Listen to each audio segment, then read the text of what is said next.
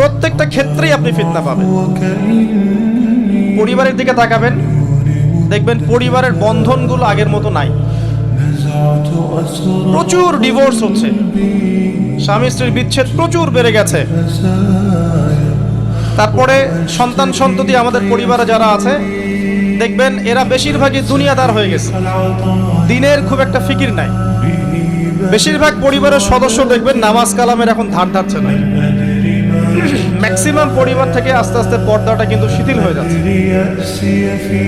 আপনি ব্যক্তি জীবনের দিকে তাকিয়ে দেখেন, গর্বের সাথে আমরা বলি না যে 90% মুসলিমের বাংলাদেশ, দেখবেন মেজরিটি সংখ্যক মুসলিম 5 ওয়াক্ত নামাজ জামাতে পড়ে না।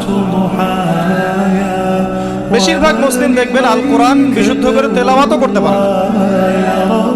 তো এরপরেও আমরা দাবি করি যে আমরা প্রকৃত মুসলিম, জান্নাত আমাদের জন্য অপেক্ষা করছে।